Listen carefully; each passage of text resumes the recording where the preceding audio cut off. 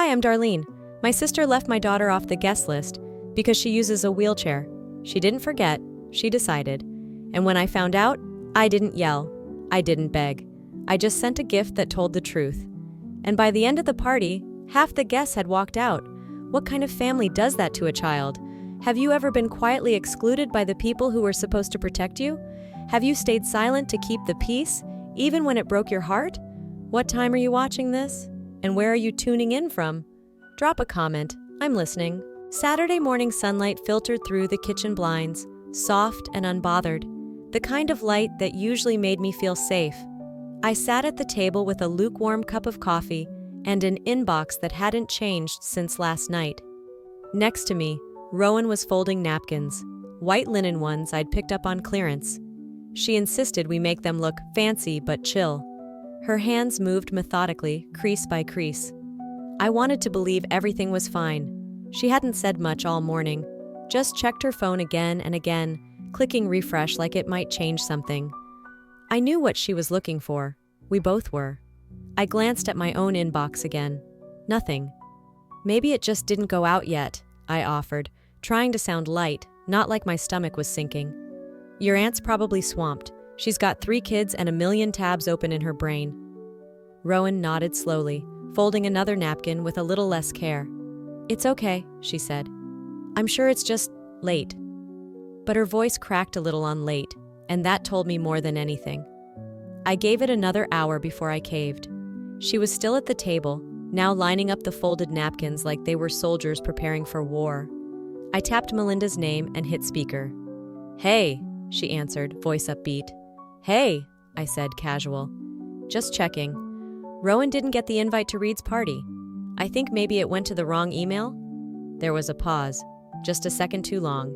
Yeah, so Reed actually asked if we could keep it small this year, she said. Just like close friends. Low key, you know? I froze. Across from me, Rowan's hand stopped moving. But she's been helping with the decorations, I said gently. The signs, the color board, the Canva mock-ups, Melinda cut me off. I know, it's just, with the chair and everything, it can be a lot. He wants it to feel relaxed, light. I didn't speak. I couldn't, not yet.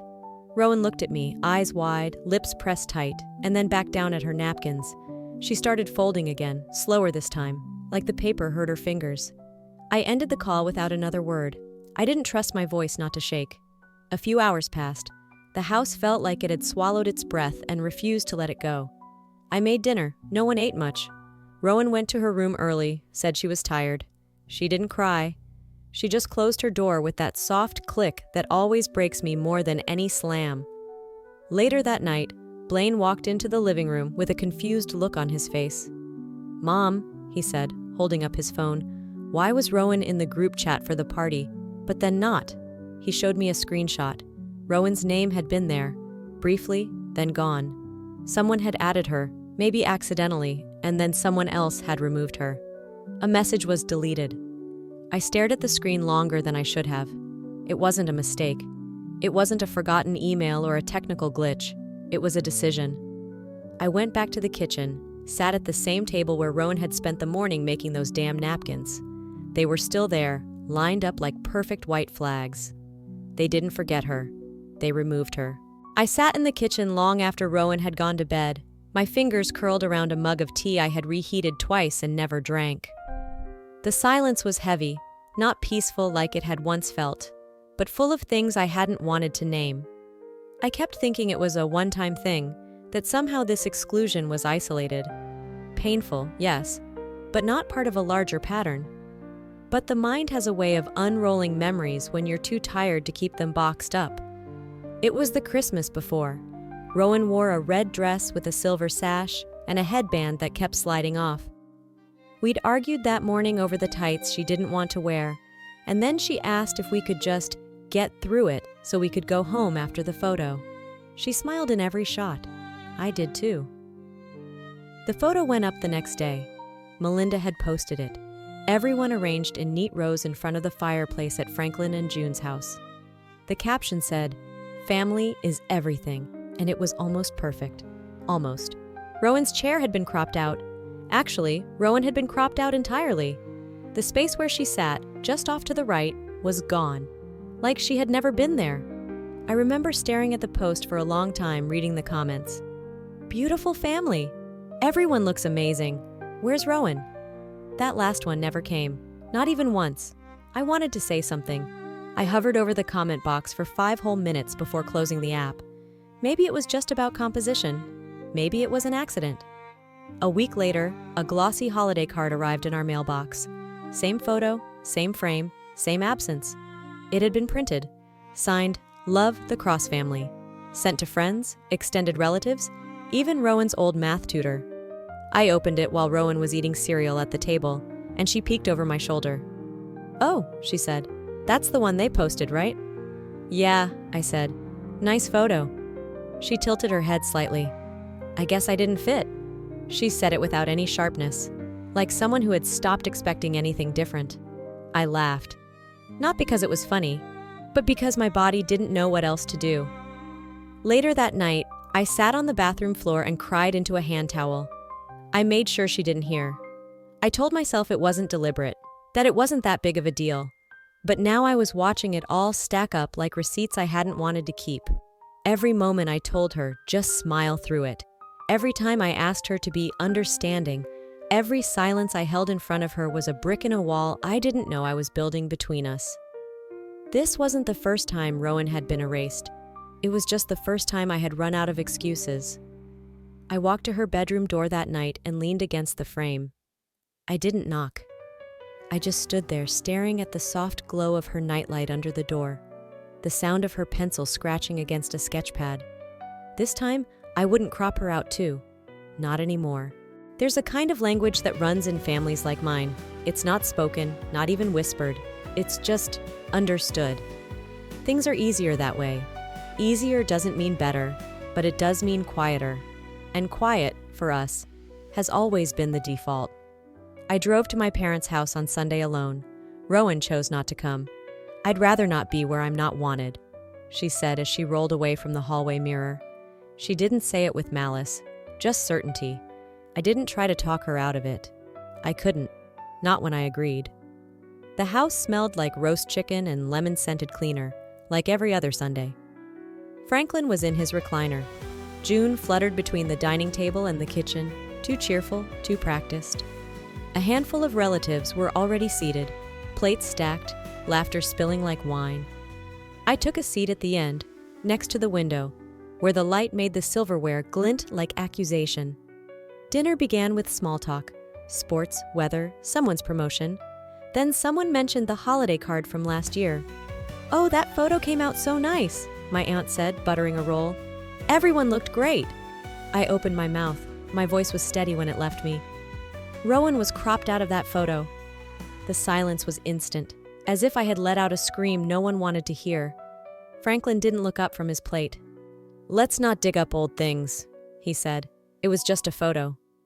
June reached for the mashed potatoes like nothing had happened. Someone coughed. My cousin started talking about a new car lease. My cheeks burned, but I didn't say another word. Not there. Not in that room where truth was treated like broken glass. Dangerous to handle, easier to sweep under a rug. After dinner, I followed Franklin into the den. He poured himself a whiskey and sat without offering one to me. He didn't have to ask why I was there. "Why is it," I asked quietly, "that no one ever talks about how Rowan gets treated? Why we let this happen again and again?" He sipped, set the glass down. "It makes people uncomfortable," he said. "Sometimes silence is mercy." I stared at him. "She notices, you know," I whispered. "She's not a background prop." "She's family," he replied. "That's what matters. Don't make everything about her chair. Make it about family." And in that moment, something shifted in me. Broke, maybe, or rearranged. I left without finishing the conversation. Back home, I sat on the edge of my bed and typed a long message to him about how silence is complicity, about how I was done pretending invisibility was kindness. I stared at it for 20 minutes, then I deleted it. That night I lay awake, the phrase echoing in my mind. Silence is mercy. How many times had I chosen silence thinking it was the loving thing to do? How often had I told Rowan, Just ignore it, when really, I was teaching her to let herself be erased. I turned to face the wall, listening to the hum of Rowan's white noise machine from the other room. That soft, steady sound she always needed to fall asleep. If silence is all they can offer my daughter, then maybe it's time I start making noise. The group message buzzed on my phone just after lunch. Final details for the wedding, the subject line read. I opened it quickly, mostly out of habit, scrolling down through times, locations, food preferences. Rowan's name wasn't on the list. Not as a flower girl, not as anything. I stared at the screen until my eyes blurred, reading it over again just in case. There was no mistake. They just didn't include her. Rowan was sitting across from me at the table, sketching something in her notepad with a pink gel pen. She looked up casually. "Did they change their minds?" she asked. She said it like it wasn't a big deal, but I saw the way her fingers pressed too hard on the pen, leaving indentations in the page. I smiled too quickly. "I'm sure they just forgot to add it. I'll call and check." But I didn't call. Not right away. I already knew.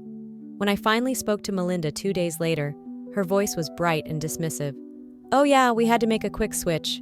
The venue has a tighter aisle than expected," she said. "I didn't want to stress Rowan out, you know?" I didn't respond. "So," she continued, "I asked Heather's daughter to step in. She's done it before. She'll be great." My mouth was dry. "Did anyone tell Rowan?" "I figured you would.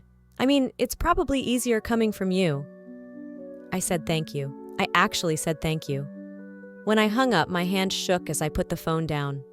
I stood still in the kitchen for several minutes, watching the steam from the kettle fade into nothing.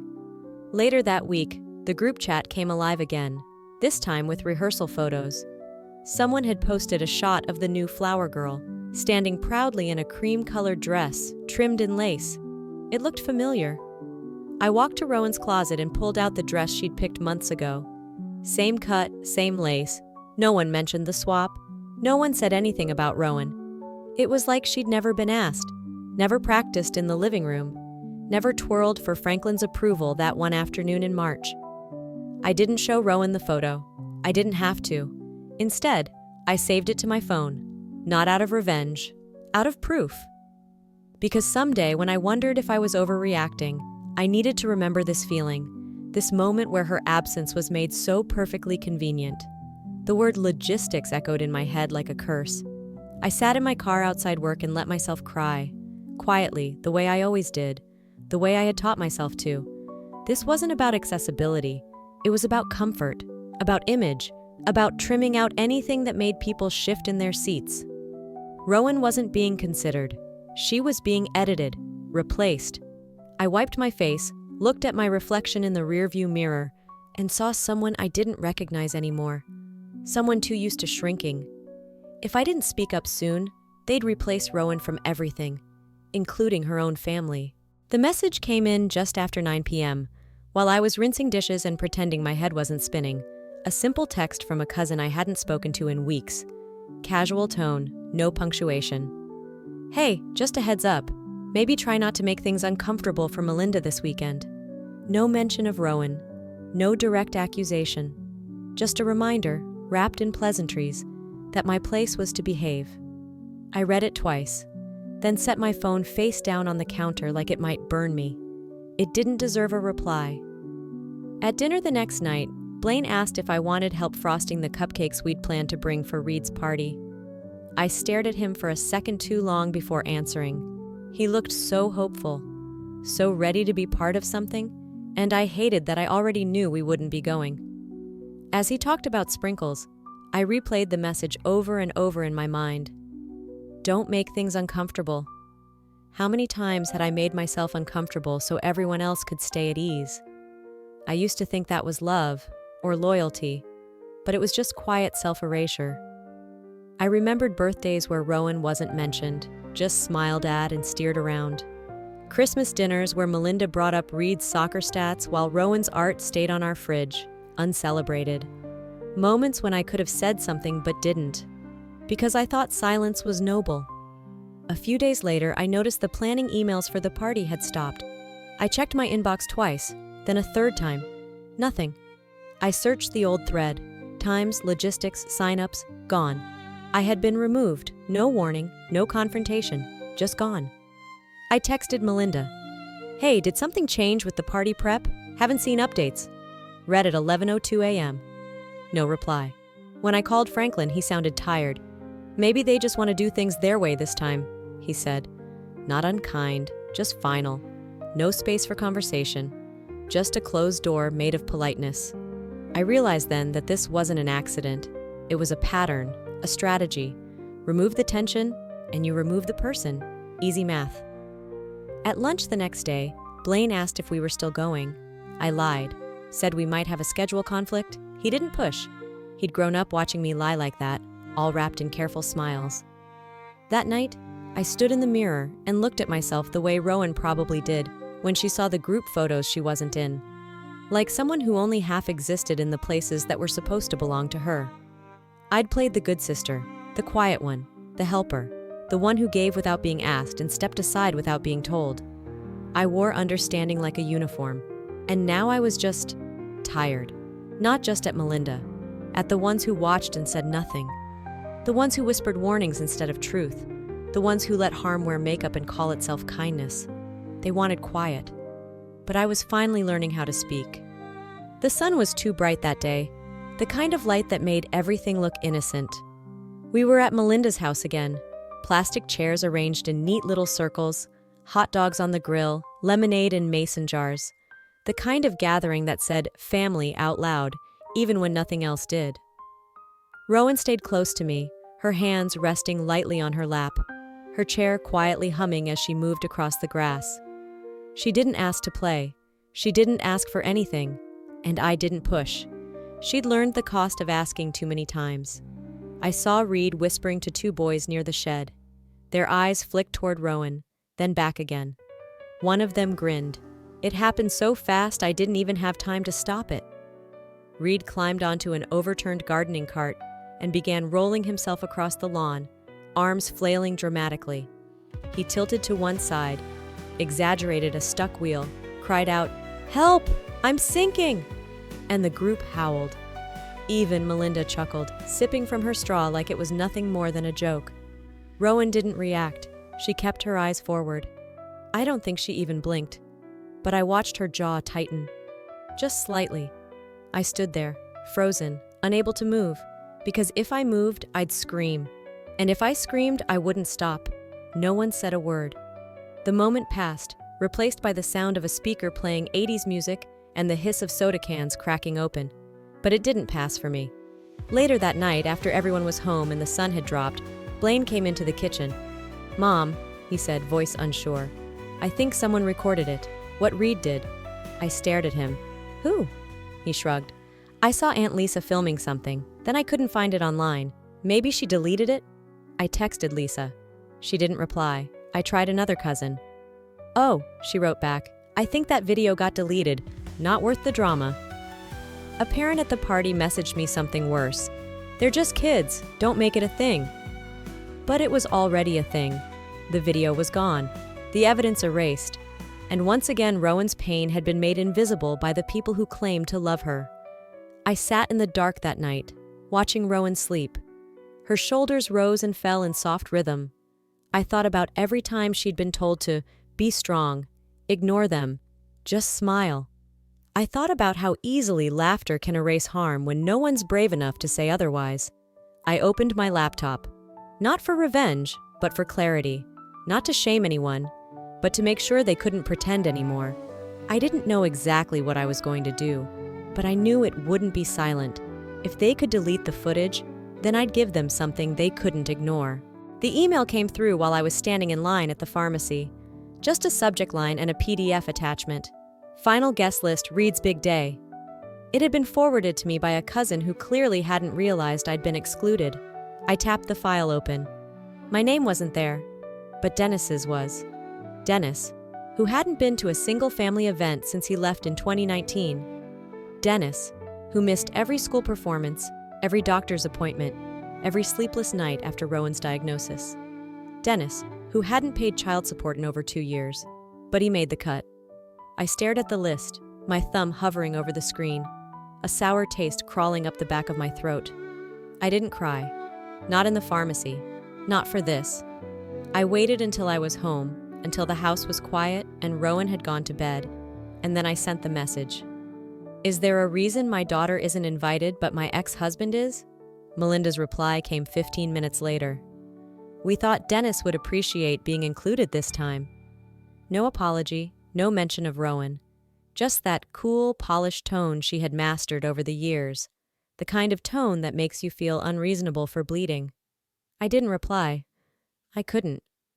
Instead, I sat on the edge of the bathtub and thought about all the times I'd covered for Dennis. When he didn't show up. When he forgot birthdays. When he bailed on the last-minute school pickup. I had stepped in every time, smiled through it, said, he's busy, so Rowan wouldn't feel abandoned. I'd made her feel chosen, even when she wasn't. And now, somehow, I was the one not invited.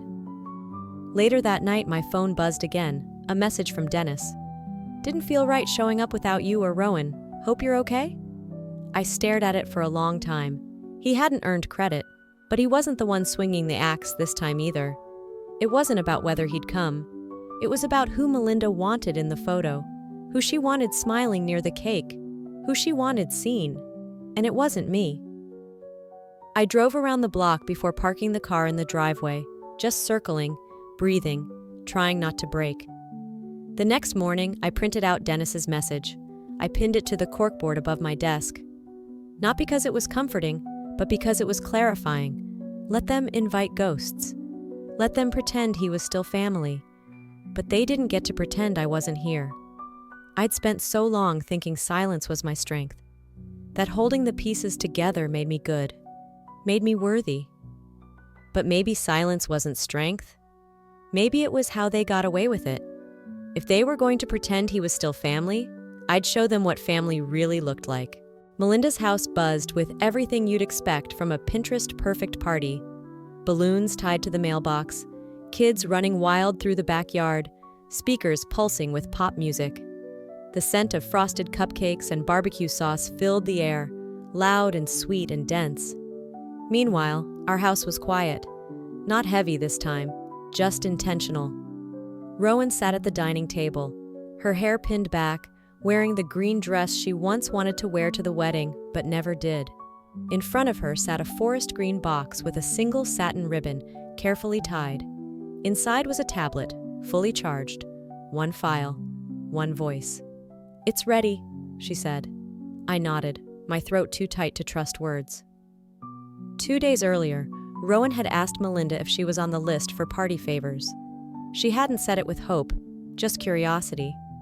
Melinda, without missing a beat, had answered, "You weren't listed for a favor bag, sweetie. We had to stick to RSVPs." Rowan had blinked once, nodded, then wheeled herself to her room and shut the door gently. No crying, no slamming. But I saw something in her shift.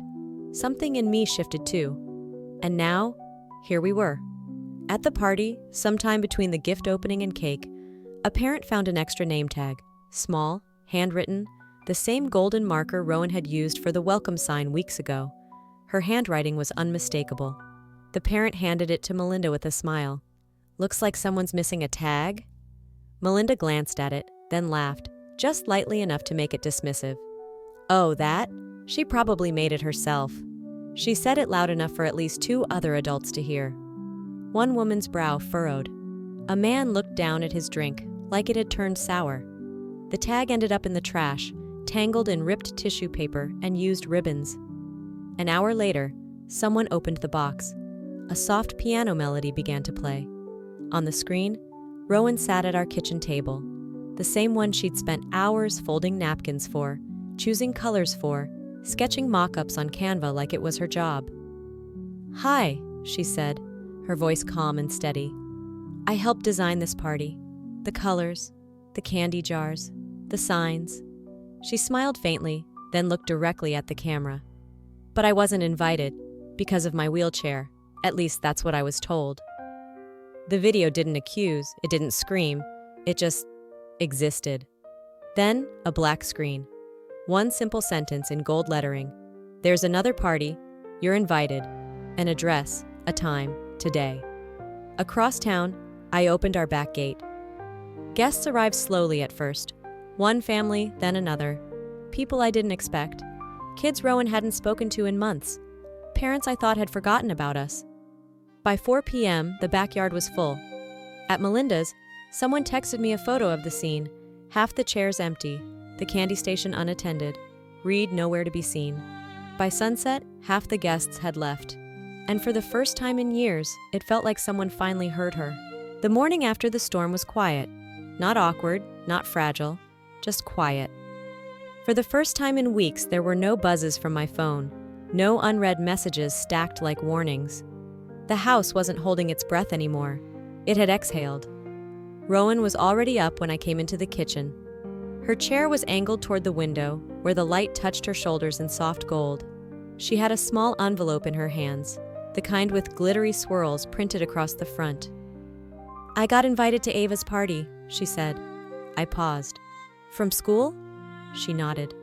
She saw the video, said it made her think. She opened the envelope slowly, carefully, like she didn't want to risk breaking the moment. Inside was a folded card in purple ink. One sentence stood out in Ava's crooked handwriting.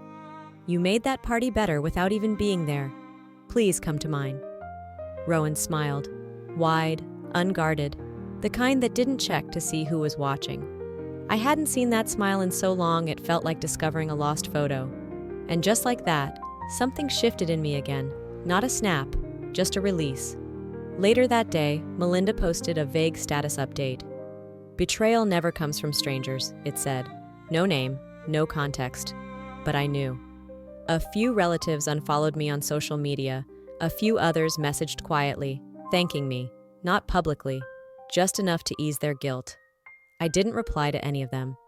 Franklin called once, left a message. "You didn't have to go that far." I didn't call back. I just texted. I didn't. They did. I left the family group chat that night. No announcement, no final word. Just gone. I canceled our RSVP to Thanksgiving, ordered takeout, and watched old Pixar movies with Rowan instead. We made popcorn and talked over half the dialogue. Every morning after that, we started walking. Well, I walked. Rowan rolled beside me, bundled in a jacket 2 sizes too big, hair tucked into a beanie. We didn't talk much on those walks. We didn't need to. It was enough to just move forward, side by side.